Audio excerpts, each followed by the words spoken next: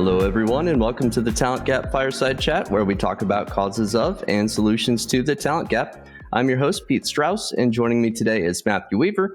He is a director of technology risk management at a financial services company. Welcome, Matthew. Thank you for having me. Well, thanks for being here. Could you give our audience a little background on yourself and your career thus far?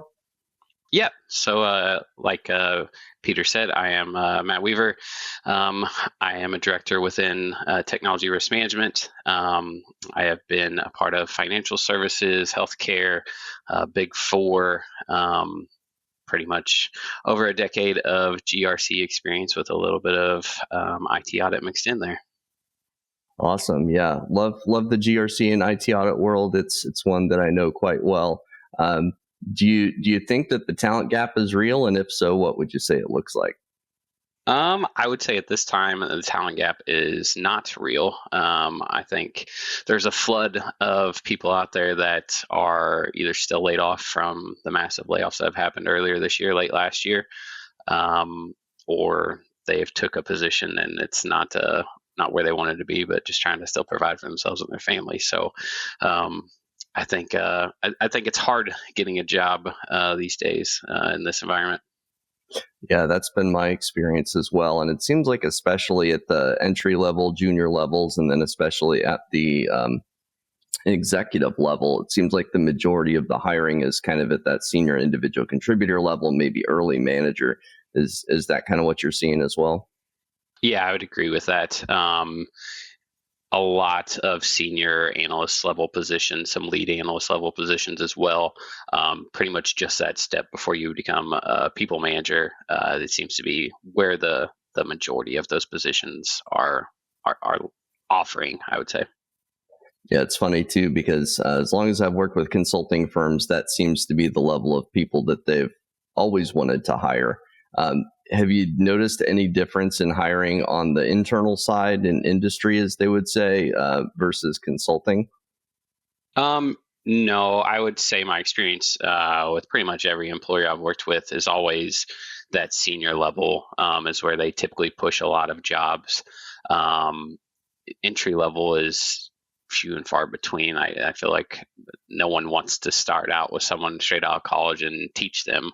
Where personally, I think that's the best bang for your buck is that you can I feel like regardless, besides if you're executive or been in the industry a long time, it's easier to. I mean, you're going to have to teach them the job anyways, right?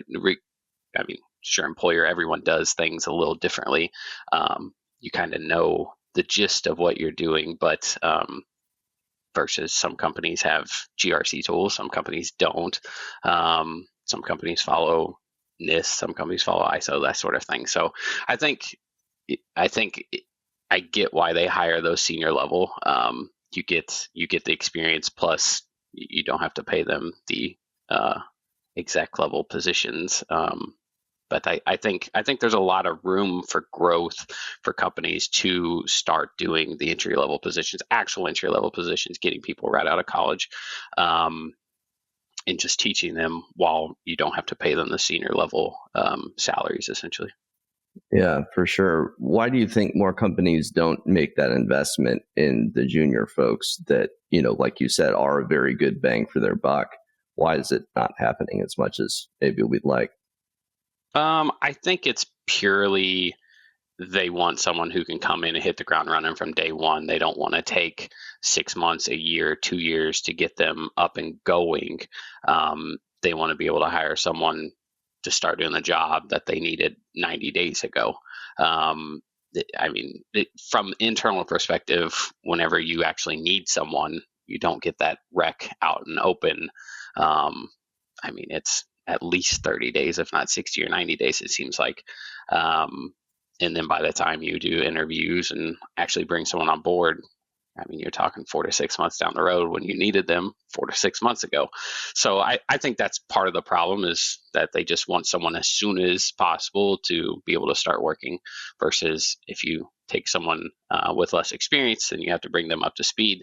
But like I said, even someone with 5-6 years experience, you're still gonna have to bring them up to speed. They're not going to be doing assessments day one. It's still going to take 6 months. So I don't know how to get leadership to understand that, or the people at B to understand that. But yeah, I mean, that's my take on it. Yeah, I think the biggest problem we have is building that business case and making whoever is above us see the light, so to speak. That, hey, we can't look at this from a 6-month perspective. We need to look at this from a 2-3 year perspective. We need to invest in the future, basically, versus like you said, trying to get people always that can hit the ground running. And I think most hiring seems to be done reactively, where we either have somebody leave or we take on this big new project, so we need somebody that has experience with certain tooling or certain compliance standard or whatever it may be, and we have this set of senior level skills that there's really no shortcut to that knowledge. Like, you have to have some time in seat. It's not something that you can necessarily learn through self-study, that how to acclimate to corporate culture and things like that.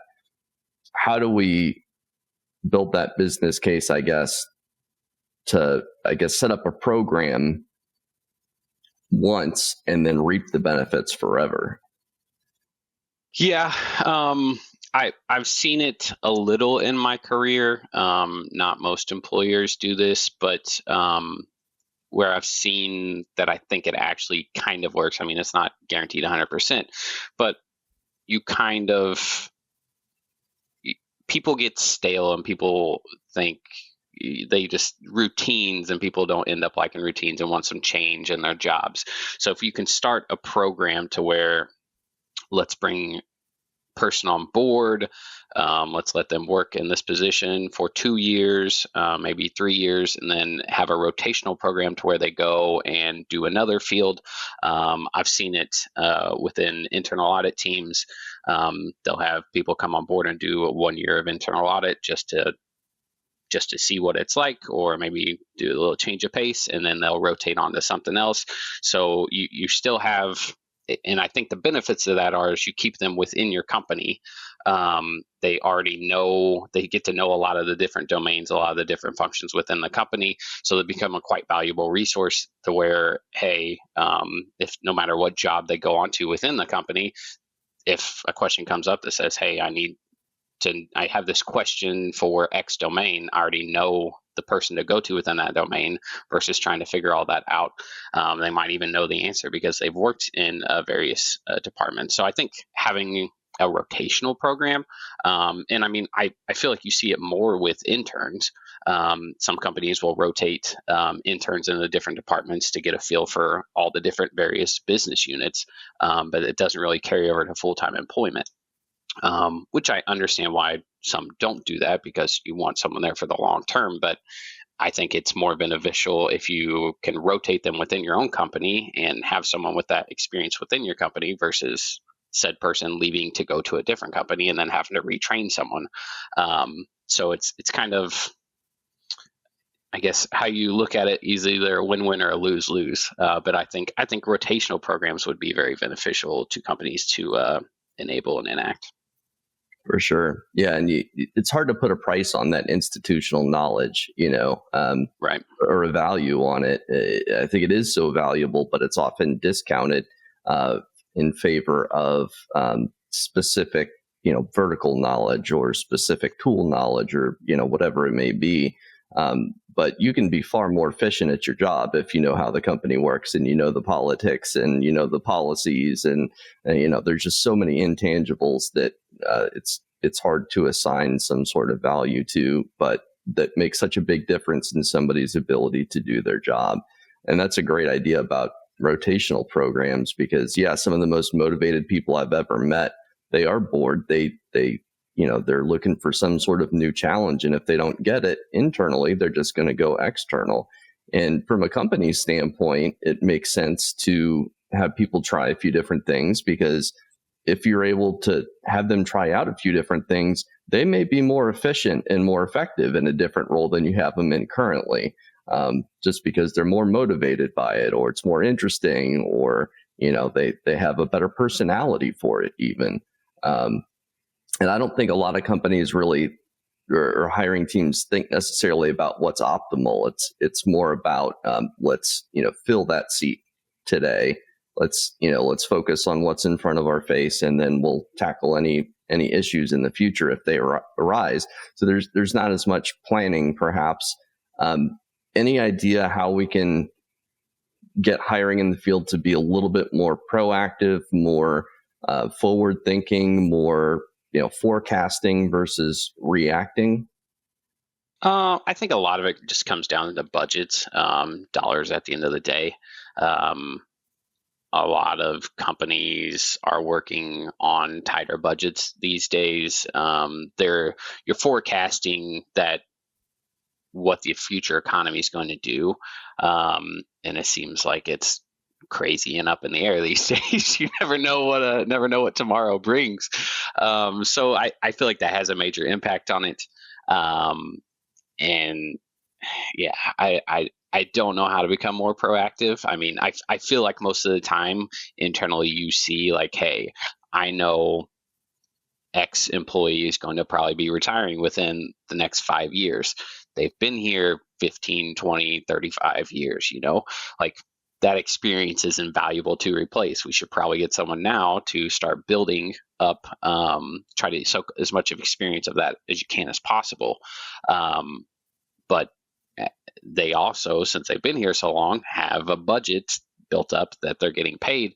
And it's like, well, how are we going to, where are we going to take that budget from?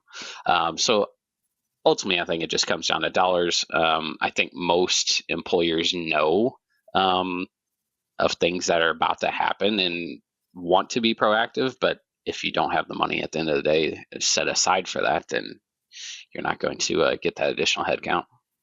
Yeah, it makes sense. Well, and I hear constantly about the idea of doing more with less these days.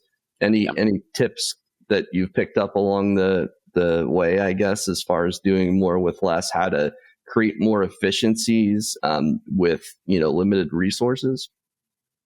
Yeah, so more with less is definitely the theme. If not this year, the past 3 years, it seems. But automation obviously is huge with AI coming into play, and everyone talks about AI nowadays.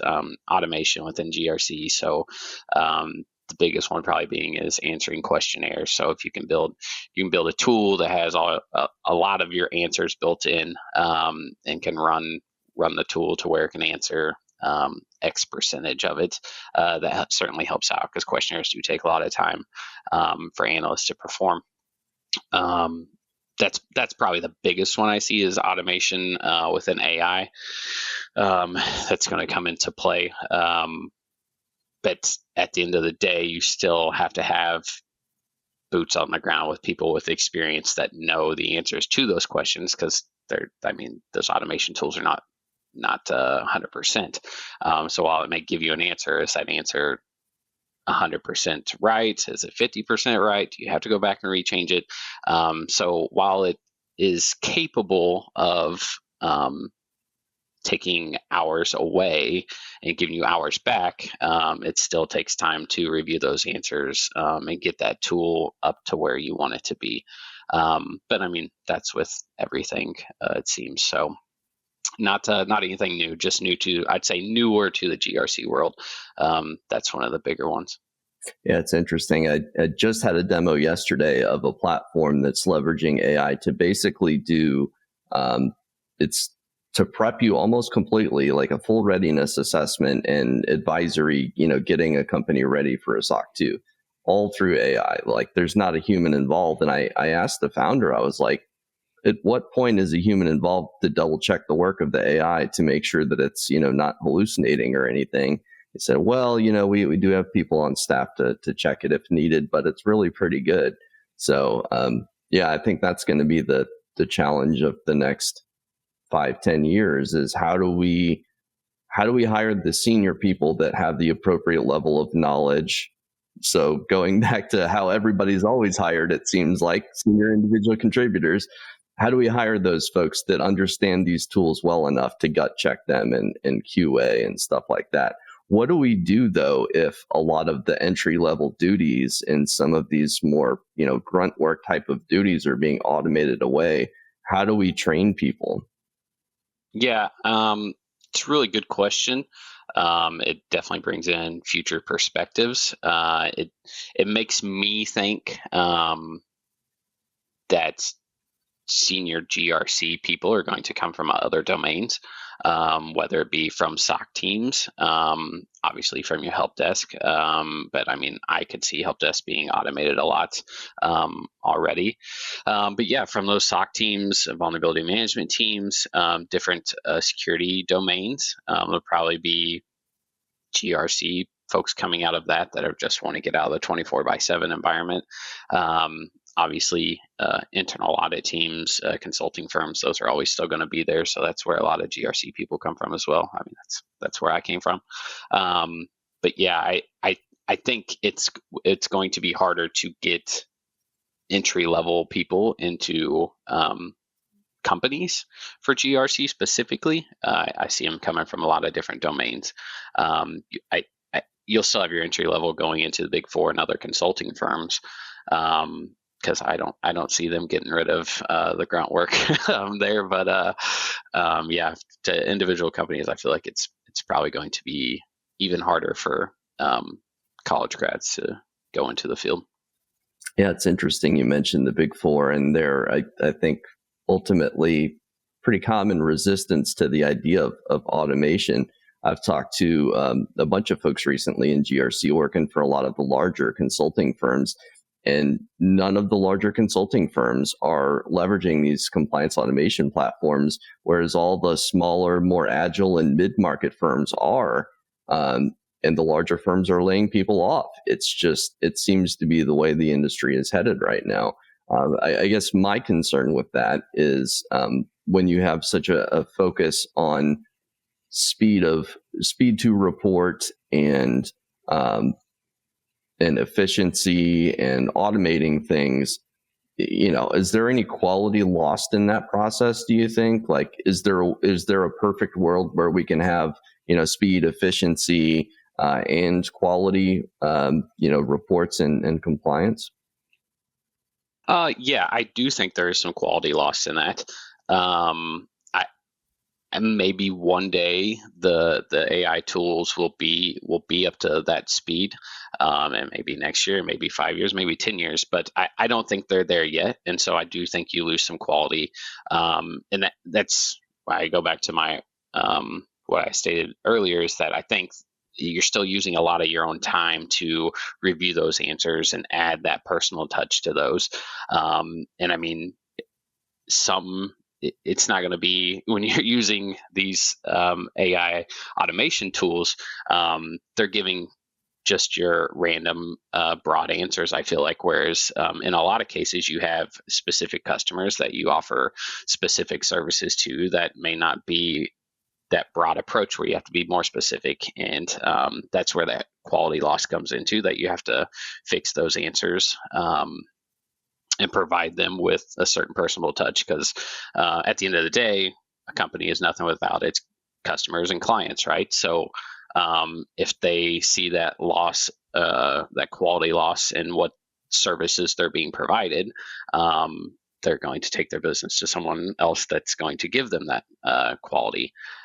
So I think we have to be careful with the automation, but at the same time, it all goes back to do more with less. So what are you going to do? I mean, make the client happy. I mean, obviously that is the end goal, but you obviously can't work 16-hour days for the rest of your life and expect to be happy. So it's a fun equilibrium to discuss. I'll say that. Well, yeah, I mean, you bring up a good point about the human interaction piece. That's one thing that I don't know. I guess it's possible that we'll see at some point that become obsolete, that a machine can fully replace a human if it gets smart enough. I think a lot of the issues with the current systems are that they can't think per se. They extrapolate or interpolate from previous answers in a set of data, but they're not thinking, they don't have their own unique thought process, the way I understand it, to where they're actually reasoning. It's more, like I said, extrapolating, interpolating.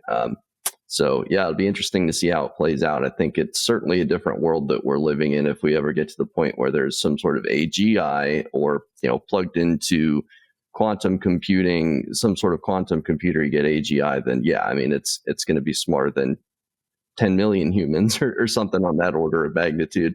But we're probably a ways off from that. In the meantime, in this environment where we're trying to leverage more automation, we have lean teams. How do you keep people happy and sticking around when the order of the day is to do more with less? It's a very good question. I think a lot of companies, and it's it's. I feel like it's even harder now after going through COVID and everyone working from home, and then the RTO objective that already upset a lot of people, and then you get told that, hey, you're coming back into the office and we're not hiring any more people, even though there's more work coming in. So here's more work to do while having to travel to the office now. I think some companies are resorting to increasing benefits, whether that's giving you more vacation days, increasing maybe 401k matches, giving free food and drink in the office. I see that more than anything what companies are doing. Is it working? That's probably up to a lot of people to decide. We probably get a lot of different opinions on that. I think that it's hard because the amount of jobs out there don't meet the amount of people looking for them. So whether you're happy or not at your job, it's hard to get another job. So whether the benefits and that increase that companies are trying to do is making you happy, I still don't think it's showing in the result of well, I guess maybe it is showing the result because you see jobs with hundreds of applicants to it. So maybe that tells you it's whether it's working or not. But I don't know what companies can do. It's a very good question. I don't have a good answer for that. I guess I should say. Well, I mean, fair enough. The way I see it is it's not generally a company problem, retention. I think it's more of an individual team culture, something that usually starts at like maybe senior manager level and then trickles down. It's like, yeah, there's a company culture, but then there's also that microcosm, that smaller team culture within the company culture. And even if you have a quote unquote, toxic company culture, you can still have an effective team culture. I think most people, they do leave bosses, they do leave,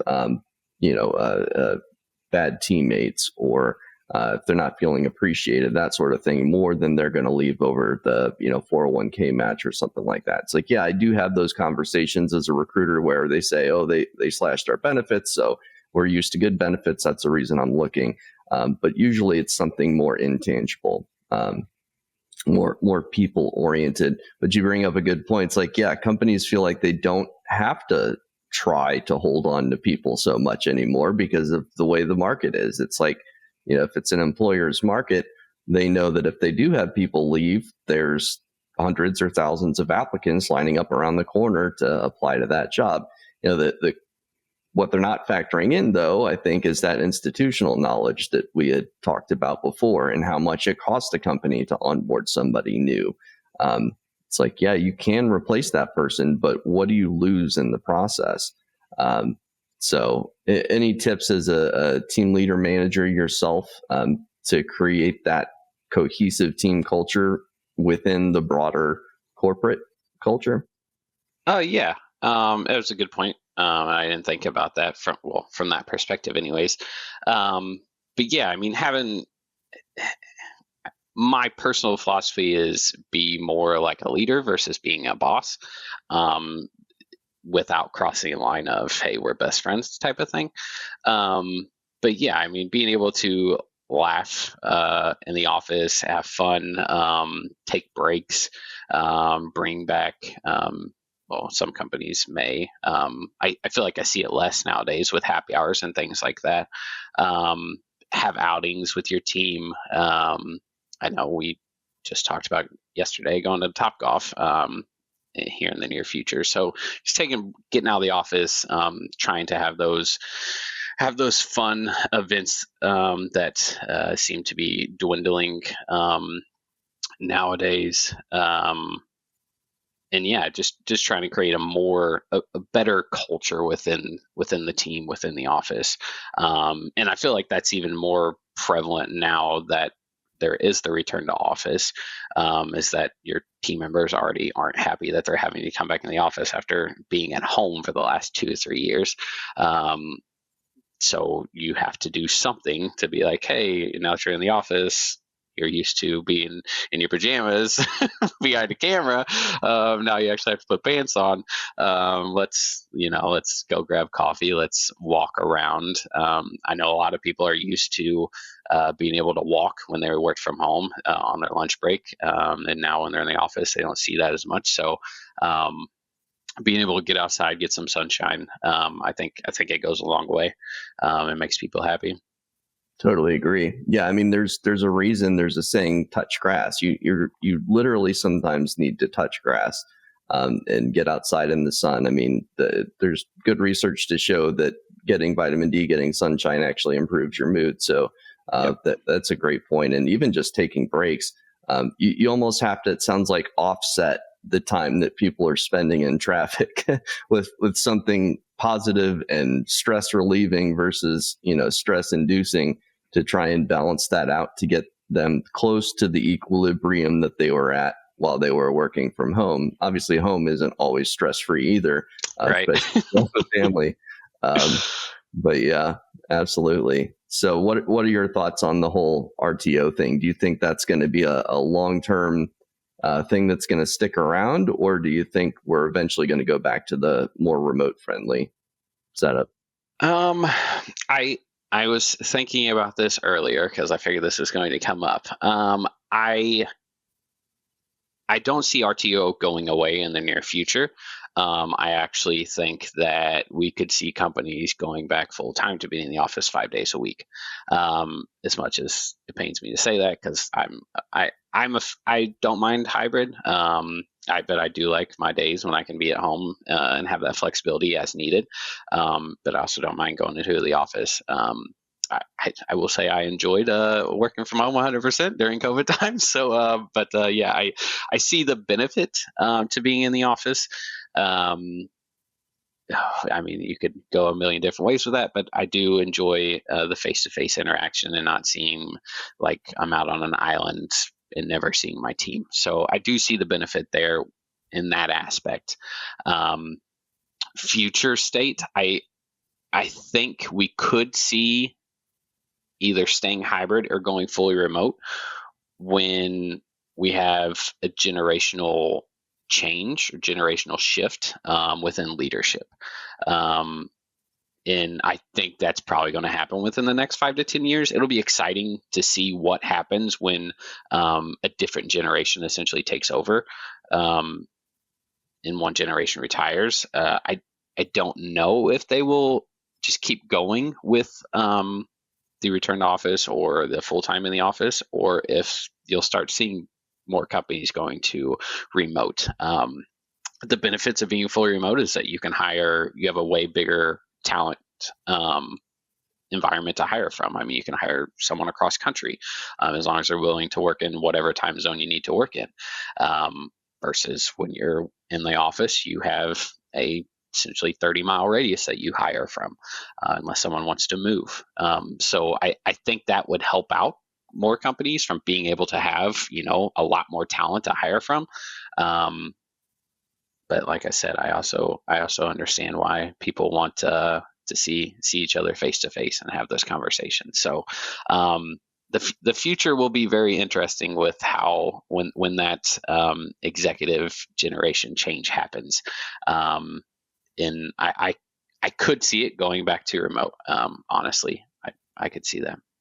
Yeah, I tend to agree with you. I think we're 5 to 10 years out. I think us millennials in general tend to be way more remote, way more proponents of remote work than, say, Gen X or the boomers.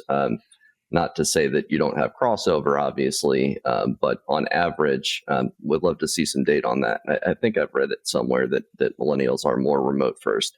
But yeah, I think it's both a generational thing, and then I think it's long-term corporate leases thing. Companies are locked into these long leases. What are you going to do? You're not just going to eat that cost.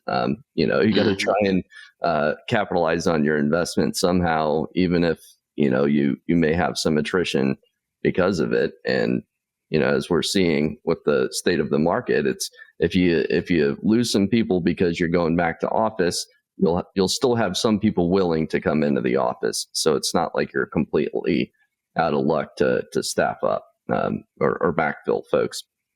So yeah, tend to agree with you there. What about your experience in hiring, maybe in this market or previous to this market? Are there any challenges that you've encountered over the years that were recurring, or you think other people might be encountering on the hiring side? Yeah. So you see, at least my opinion and what I've seen is you see a lot of applications come through, but those applications, so for return to office hybrid approach, I'm out of St. Louis, Missouri, greater St. Louis area. You'll see applications from Boston and from California and it's like, did you not see that you have to be local to St. Louis? Or I guess maybe you want to move. I don't know. But you can just tell by the applicants and the resumes that they're probably not going to move. So from the outsiders, I guess from the applicant's perspective, when you see that a job has hundreds of applicants, you're like, oh, do I really am I going to get that job? Do I want to waste my time, or do I want to try to look for something else? In my opinion would be go ahead and apply if you're local and think you meet most of the qualifications or requirements. Because even though there's 100 applicants, I would say a good 80-85% of those are not good applicants. They're just doing the shotgun approach and throwing the resume in the pool. And that's what I've seen recently with that. I will say from the hiring side perspective as well, I read a lot of stories, I don't know how true they are, of lots of different interviews, multiple interviews for entry or senior level positions where you don't need to have 6 interviews. I personally, I keep my interviews to one myself and one my boss, and let's go with it. I mean, we're not hiring for the president of the United States. We don't need to have years of go around here. Let's make it quick and not waste each other's times, essentially. But yeah, I probably got a little off course there, but yeah, I think the applicant side of things, there's just people throwing their application in the ring that, I mean, they know that they don't meet the qualifications, they're not local. And it makes it, from our side of things, to have to go through, which you probably see this as well. You have to go through all these applications and resumes and be like, start filtering through there to get that 10% that you're actually looking for that actually meet the requirements, and then dig into those and see who you want to interview. Yeah, that's why I don't even bother with job postings. I go out and find people that I think are a fit, because otherwise, if you're just posting a job, like you said, if at least 85% of those people aren't fits, you're wasting time coming through all the people that aren't fits, and the people that are applying are wasting their time as well. So it wastes everybody's time. It's far better to, in my experience, create a crafted message, say exactly what the job is, and if somebody is interested in it, they're going to reply to you. If they're not going to. And so it saves everybody's time just putting that information up front and making those matches on a more individual basis versus shotgun blasting job postings or shotgun blasting resumes, that individual approach. And that's why, I don't know that recruiting is ever going to be fully automated either. Because I think people do like to talk to a person and have an emotional connection with somebody in the interview process. Why I think probably interviews won't be fully automated, at least en masse anyway. But it's interesting you mentioned 2 rounds of interviews and let's, not waste anybody's time beyond that. I tend to agree. I think 2-3 rounds is really the sweet spot. Any less than that, somebody feels like you're not doing your due diligence. Any more than that, and they feel like you can't make a decision. What would you say to the person that says, well, no, we really need to have, 5 rounds of interviews because this is an important position and we need to really understand what we're getting into. It's a huge risk to hire the wrong person. So we really need those 5 rounds. What would you say? I would question what questions they're asking in that interview. Maybe the interview is only 15 minutes, so maybe you couldn't get to all of it. I feel like within 30 minutes, you can cover a lot, as long as you're sticking to your game plan, your layout, whatever you have. 5 interviews is a lot. I feel like in this environment, it's an employer's environment, so I can see how they get by with that. But when what was it, 2-3 years ago when it was crazy hiring spree, candidates had the upper advantage, I'd say. You could have another offer come in when you're in the middle of your interview, and then you lose out on a good candidate because you're trying to go through 5 different interviews. I would also, I guess I would say that if you have 5 different interviews or you're having them one-on-one, I do tend to prefer one-on-ones myself. But if you need to have all those people interview someone, then let's put 2, maybe 3 people in a room while you're interviewing this person and only have 2 to 3 versus that 5 that you were trying to have. I just don't see the need for 5. It's like I said, I don't think you'd be covering the questions. You should get to know the person within 30 minutes. I feel like you can get a feel for what they're about, what they bring to the table, what they do and don't know within 30 minutes of an interview. 45 maybe, if you really want to extend it out. I don't think there's ever a need for an hour-long interview. That seems absolutely brutal for both sides. But 30, 45 minutes, you can discover a lot about a person. I feel like you could compare it to the dating world. If you're dating someone, go out on a first date, within 30, 45 minutes, you're going to know if there's going to be a second date or not, right? So, you should kind of have the same opinion when it comes to interviewing applicant for your position.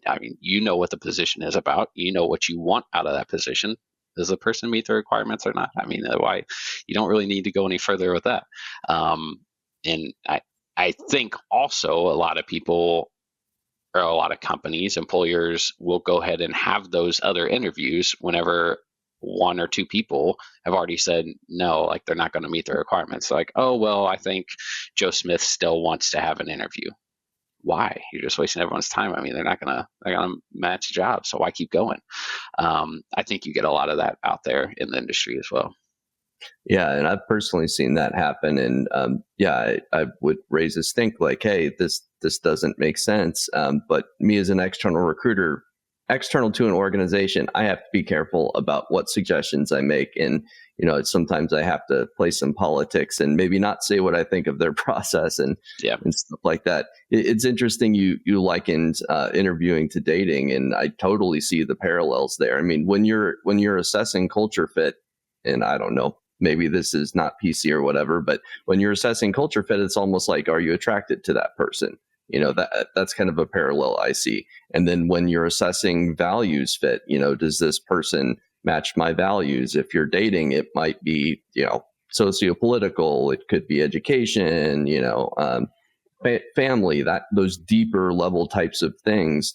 And then you get the same thing in the interview process. If you're asking the right deep questions, getting past the surface, really understanding what motivates somebody, understanding what they value, and if their values match your team's values, which might be different than your company's values. And there's a way to craft these questions if you're intentional about it, versus just relying on the tried and true ones that everybody's heard of. And then asking follow-up questions is a big part of it too. Sometimes when you're interviewing, I think it's part art, part science. If you go too much with science, you're going to miss out on things and you might not get the best out of people. But if you go too heavy on the art side and just kind of feel your way through it, then you might not ask all the questions that you need to ask to get a sense for, say, if they're a technical fit. So, some of my favorite interviewers and hiring managers over the years had a very conversational interview style, which I would say they would almost err on the side of not delving deep enough and not asking enough questions about somebody's technical abilities, say. Whereas the other side can also happen where you're interrogating somebody and by the end of it, they don't want to work there. So any thoughts on how we could make sure that we're asking the questions we need to, but also put the candidates at ease? Yeah. I feel like putting candidates at ease is a loaded question. I feel like that's harder, or that's easier said than done. Because I mean, I feel like every candidate is nervous.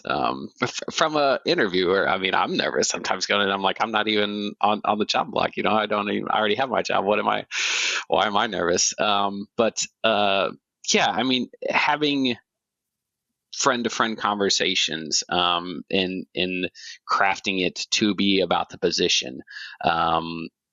It is kind of an art, I guess, at the end of the day. You're looking at it like that. But from like the GRC perspective of things, trying to figure out if they put something on their resume, say they put that they've built a framework from NIST using NIST.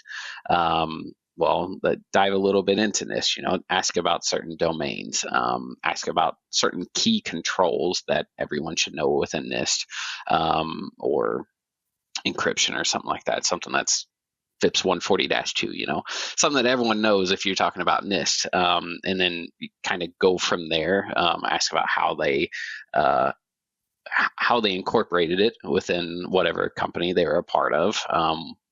If they went about it from discussions, department to department, or whatever they did, just dig a little deeper into that while not also drilling them saying, let me know what SC 1.2, what does that state? I mean, I'm not going to know it off the top of my head, so why am I even going to ask that? Try to make it flow a little better. And then I also bring a personal perspective into it.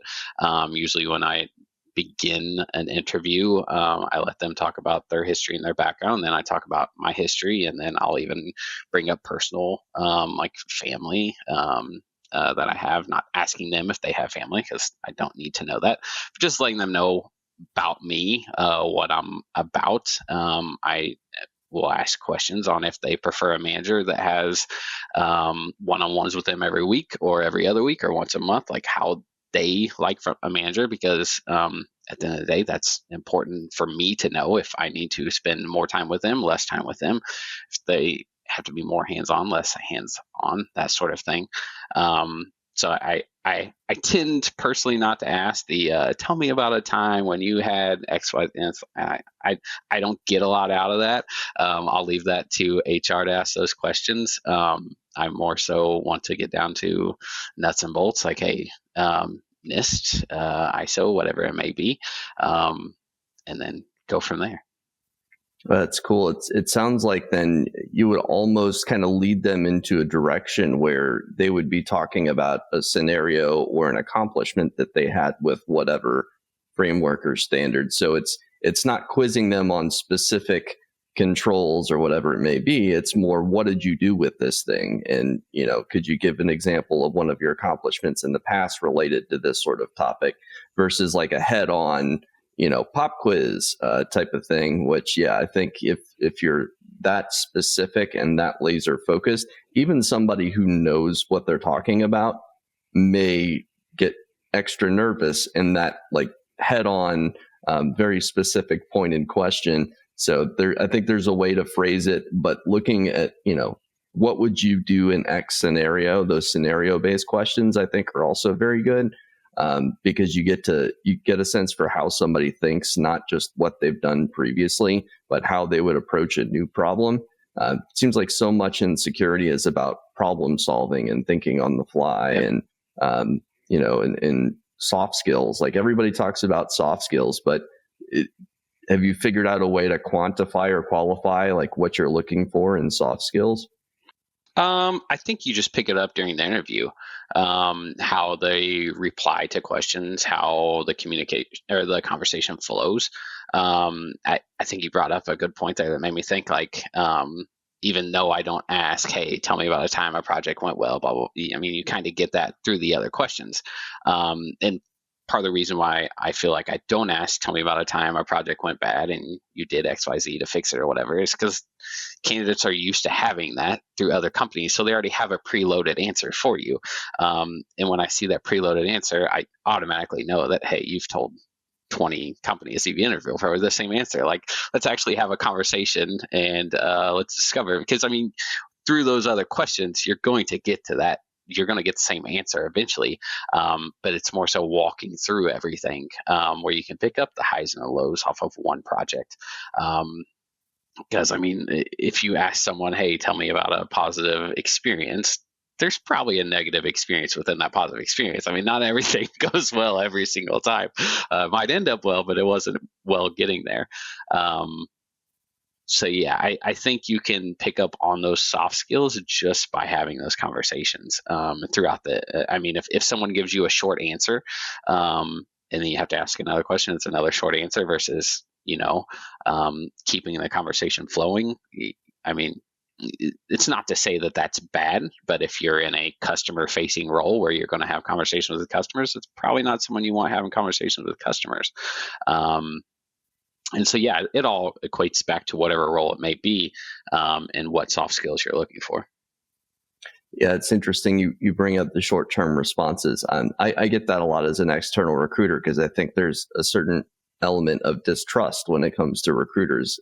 For some reason, people think that I'm trying to get them or something, when obviously that's not the case. But often I'll get very short, pointed responses to my questions. And then it's incumbent on me to dig deeper and ask follow-up questions. And if that is met with resistance, then that's a red flag.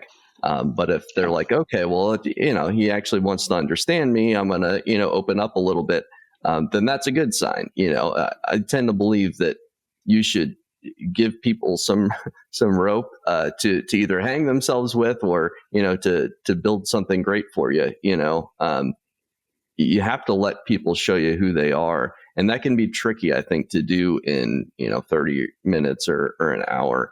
But that's where I think kind of the art part comes in, and asking follow-up questions and having it not feel like an interrogation versus a conversation, yet still getting the information that you need out of the person, and helping them understand the company and the team as well, because interviewing is a two-way street. How do you, it sounds like you would tell people a little bit about yourself and your values and stuff. Do you spend some of that time as well talking about the company and like how they would fit into the overall organization and team so they get the lay of the land as well? Yeah, if that wasn't, I feel like a lot of times that's covered within the the HR discussions. And what they like a pre-interview before they even go to an actual candidate, or you go to a manager to interview. But if it wasn't covered there, then yeah, which I still talk about what the company has to offer, what culture is like, what the team is like, so they get a feel for what they would be going into, and if they would fit well with the team. And that I feel like, not to sidetrack off that, but that's part of the interview as well, is that you're interviewing, if you already have a team, how this person is going to fit in with the team as well. Is it going to ruffle some feathers, or are they going to be able to come in and it's going to be best friends with the other team members from day one? So that's all parts of the interview process that's not really spoken of, but it's happening at the end of the day. But yeah, if culture wasn't covered, if company benefits, or hey, we have cafe on site, we have a coffee vendor on site, we have food trucks come, the boss lets us go half day on summers for Fridays, talk about all that. Say, hey, we go to a Cardinals game once a year or something like that. You can cover all of that. Yeah, and I would imagine that's really important too, to know if that stuff is being covered by your HR person up front, or if that's stuff that you need to expand on and take time on. Because I can imagine a scenario in which HR person already covered that, but you're covering it because you think you need to, because you guys haven't talked about it. And then what if in the third interview, again, it's reiterated because nobody talks to each other. I've seen that happen a lot in the interview process where the interviewing parties, and often it happens when there's like 5-6 interviews, when the interviewing parties aren't talking to each other, so they don't know what questions are being asked. And then I'll hear back from a candidate, yeah, I was asked the same question in like 3 different interviews. And that's not a good look for anybody. And obviously, it's like they always say, you only have one chance to make a first impression, one interview process to make a first impression. Well, we're coming up on time here, Matt. So just one last question for you. Is there anything that we're not talking about in the industry, but we should be, especially as it relates to hiring? Oh boy. I think we touched on a lot of them, but being more proactive versus reactive, I think, is big. The lack of hiring entry level is huge. I think that gets talked about, but I would reiterate that I see a lot of value in bringing in those entry level people. I feel bad personally for people coming out of school recently and having to deal with the market. It's rough. Just keep your head up and keep on applying and do what you got to do to make it.